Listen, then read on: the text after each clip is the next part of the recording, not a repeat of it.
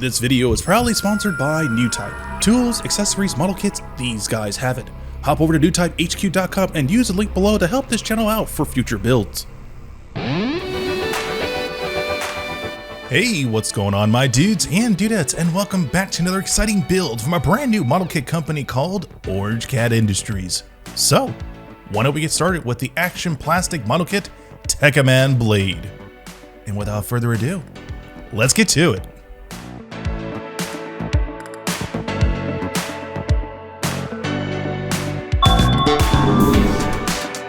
Yo, what's going on my dudes and dudettes, and welcome back to another exciting build from the good folks from Orange Cat Industries. And if this is your first time to this YouTube channel, welcome.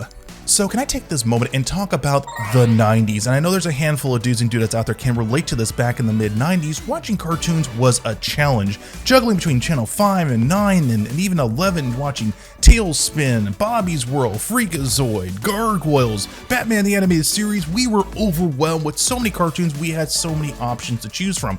But then things got really interesting towards Sundays. You know, Sundays were kind of like that weird airing time where not many cartoons were really being watched. It was pretty much designed for sports events. But all that changed on February 2nd, 1992 at 10 o'clock a.m. Pacific Standard Time. We dudes and dudettes were introduced to a brand new anime series called Tekkaman Blade, or what we called in the West, Technoman, and we were hooked. That awesome techno music going off right off the bat, introduction to the villains called Spidercraft, and there's a dude on the moon called Darkon, with probably by far the best dialogue on the intro in any anime ever. You know what I mean? Like, when I descend upon the earth, darkness will unveil and banner across another region of the cosmos. You know what I mean? If there was a hype train in the 90s, we were all on board for the first 15 episodes and we were hooked. But being a kid, we wanted toys, we wanted model kits. And at the time, there weren't a lot of toys that were really distributed to the Western audience. We got model kits, but they weren't top notch that you would expect from like a Gundam Master Grade or even a Perfect Grade. But literally 30 years passed and we had a diehard fan that worked for this company and given us a proper modern look of Tekkaman Blade. And you can truly see that on the first side of the panel art. You get a nice shot of him holding his Techno Lance, showing a nice front and back side of Tekkaman Blade looking awesome, while showing the exposed hatch on the shoulders of the Volteckers, which look absolutely awesome. And in the very lower right hand side, you get a nice shot of the runners that come packed with this model kit.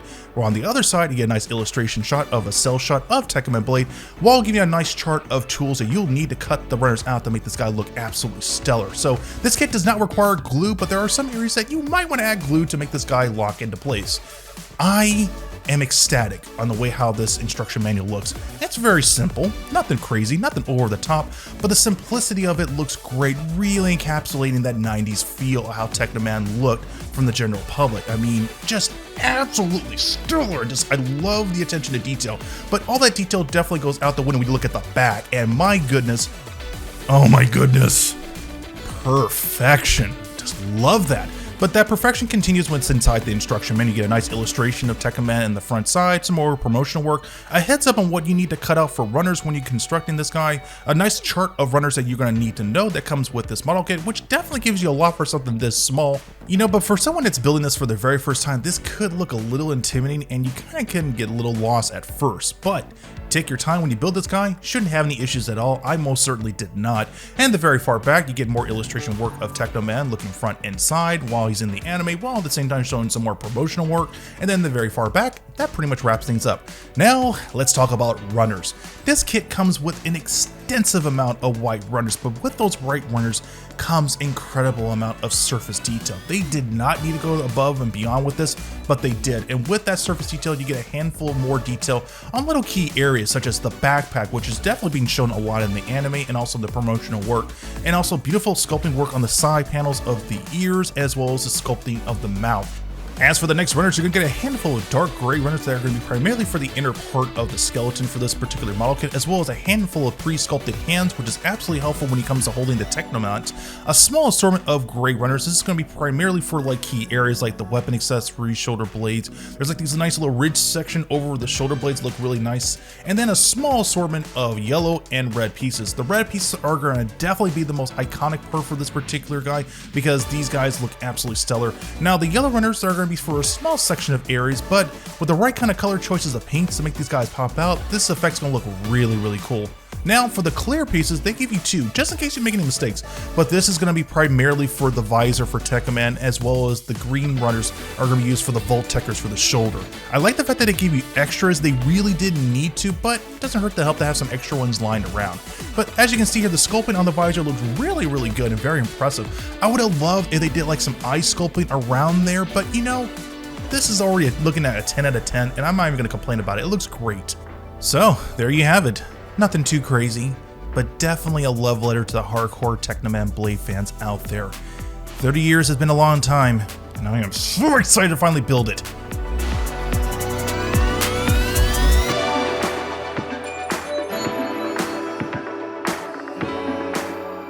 So as always, before I get started building this model kit, I need to take a step back and evaluate which areas I want to tackle first. So right now, it makes sense to tackle the legs and arms first because this kit has pretty much all the replicated runners I need to make this guy work. But right now, I think there's 2 areas that are going to be definitely crucial to really make him look stellar. 1, the red runners. 2 are these small details of 3 pins on the elbows and the cap areas for Tekkaman Blade. They look good, but I want to add a little bit more depth and shallow feel to them, so I'm going to use a 5x64mm Dremel to give it a little more effect. And then once I'm ready, then I'll get this guy ready for prime time painting.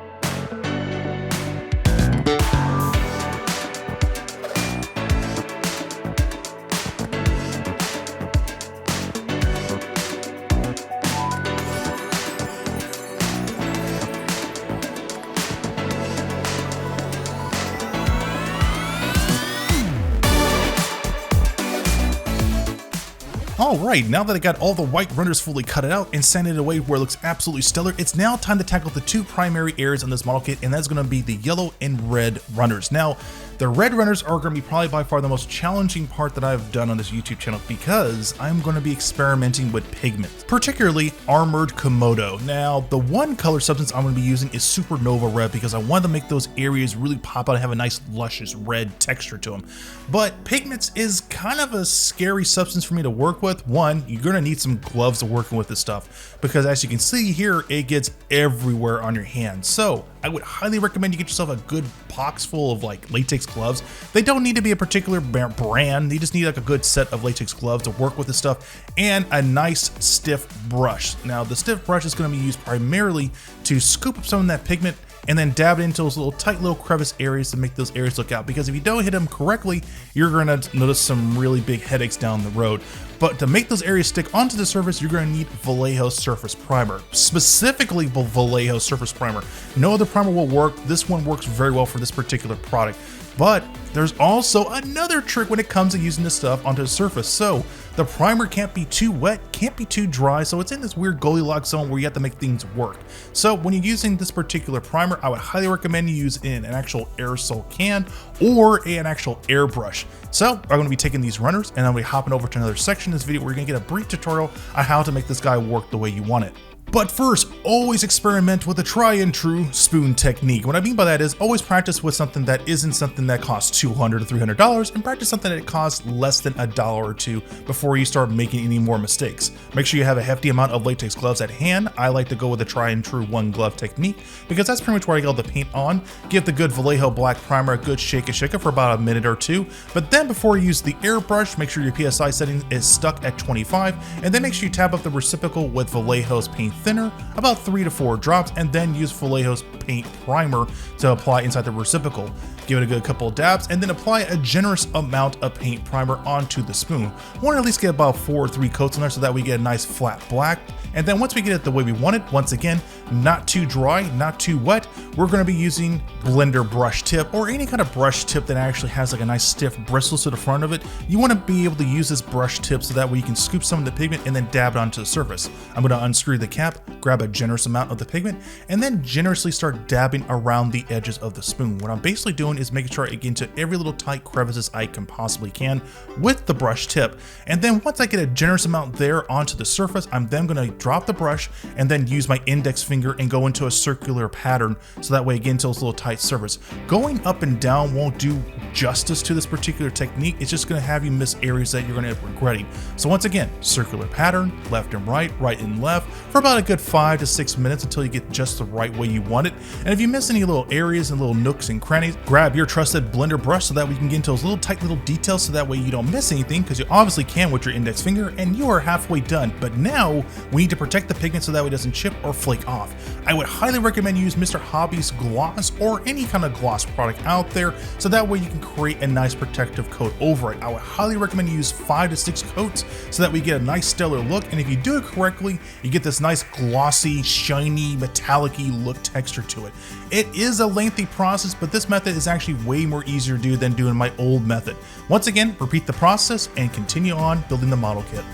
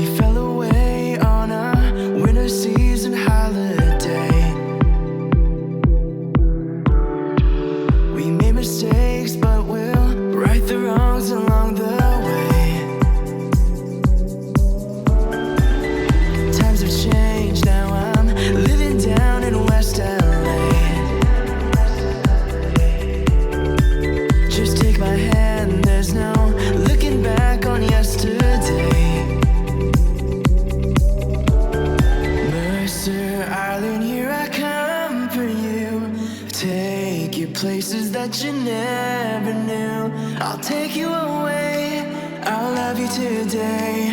Morning will come, I'll be the one next to you. Mercer-island, here I come for you. Take you places that you never knew.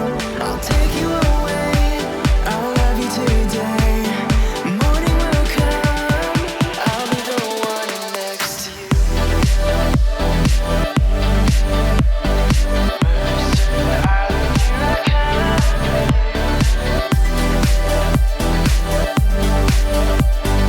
Morning will come, I'll be the one next to you. Saw your face on another season holiday.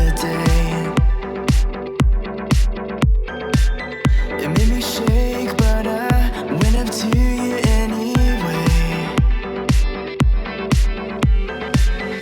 Life has changed, I've been thinking about us every day. Just take my hand, there's no looking back on yesterday. Mercer-island, here I come for you. Take you places that you never knew. I'll take you away, I'll love you today. We can fly on, I'll be the one next to you.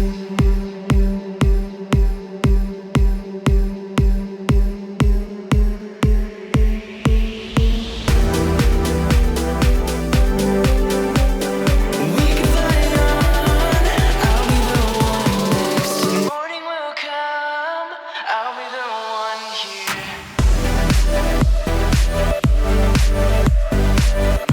Mercer-island, here I come.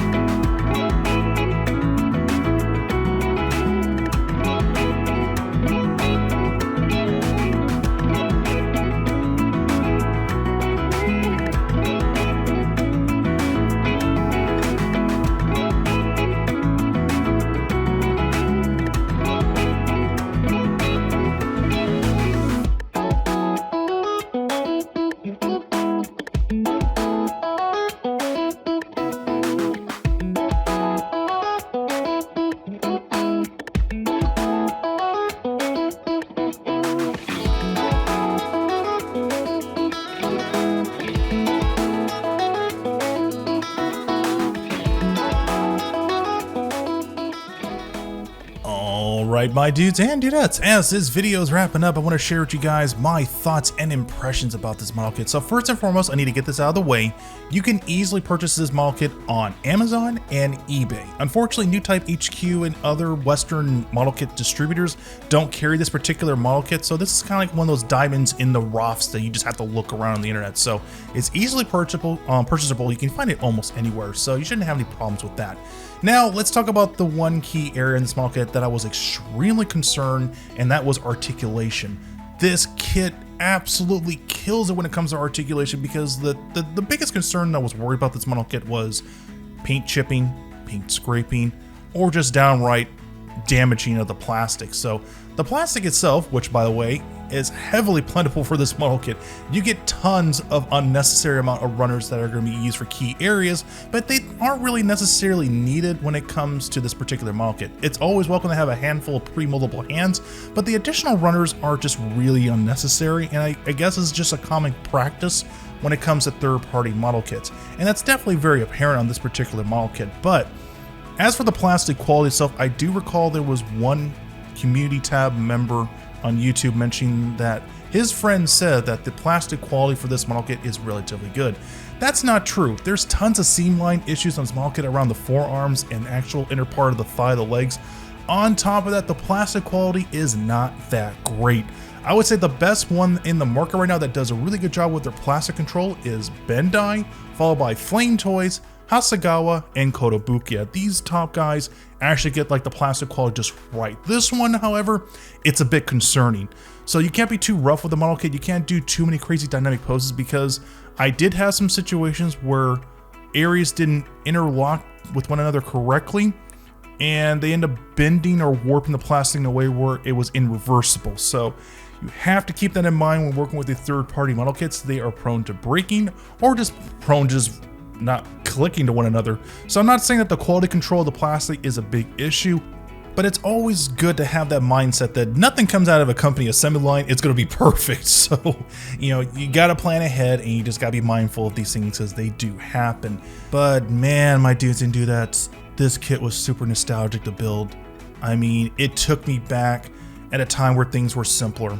Watching TV shows were like easily accessible, you know, before cable networking, before the internet. I remember the days waking up early in the morning with my younger brother, and we would watch Street Sharks, Biker Mice from Mars, and Knights in the Round Table until 10 o'clock showed up on Channel 13, and we would watch as many minutes as we could before we had to get ready to go to church, and then embark on our everyday normal thing on a Sunday, as we would do with our family. But then the season finale came and went, and there was no Tekkaman shows at all. It wasn't until like later on in high school when I came across my now lifelong friends, Lance Jackman and Donald Colford, where we would just talk about random anime every day. Like, oh man, you remember Tekkaman Blade? That was such a great show. Oh dude, did you see Sailor Moon? Oh my god, Darian's the Moonlight Knight. Like, oh, did you watch Samurai Pizza Cats? Oh, just watching anime was nostalgic. I mean, it even came to the point where I knew a friend that can hook me up a couple episodes here and there because his family had cable TV, and the only way I can watch a couple episodes of Gundam or Tenchi Muyo was to hand him over a VHS tape. I mean, that's how weird anime was back in the 90s. And then watching anime on the internet, you only get like a 30-second clip on a QuickTime player just to watch things. So watching anime was at a premium back in the day. Oh my goodness, I'm talking about a model kit. Oh my gosh, sorry. Okay, got nostalgic about talking about anime. Anyway, probably the biggest challenging part on this model kit was working with the pigment solution. I have never worked with anything like this before. I've heard people recommend it to me in the past. Big thank you to Burbank Hobbies for recommending this to me. You know, learning the process of how to do this was very challenging. You know, you gotta work with the primer, and then you have to work with the paint, and then you gotta put a sealant on it, and then you gotta make sure you have a spare amount of spoons so that we get the right kind of consistency, and then you get really good results. But my old method doing it was very lengthy, at the same time very time consuming, where once again, gotta have a spare amount of spoons, you gotta work with a particular primer, you gotta hit that area with a particular metallic paint, not too refined, not too sparkly, just the right kind of consistency. Then you gotta hit that area with a clear coat of your choice, which I usually like to use a flat clear red, and then hit that area with a semi-gloss or a gloss coat. Price range between these two is almost exactly identical with just $1 or $2 in between. So if you want to go the lengthy route, you can do it this way. You want to go the longer short route, you can do it that way. So you have options. But again, going back to nostalgic memories, there are so many kits that I have built on this channel. Kits that really encapsulate my personality. Kits that inspire me to really build more model kits for this channel. This is the apex of all the kits that I've always wanted to build in my life. And from my bucket list, that means I only have one more kit to build that I've always wanted to build, but that won't happen for a very long time. But without a doubt, if you're a hardcore fan of Tekkaman Blade, by all means, pick this kit up. If you're not a fan, try something different. You'll love it. I guarantee you will. And with that being said, thank you dudes and dudes for watching this video. Big thank you to the new subscribers, and a big thank you for the new patrons for helping me out with this build. And I will see you dudes and dudettes on the next build.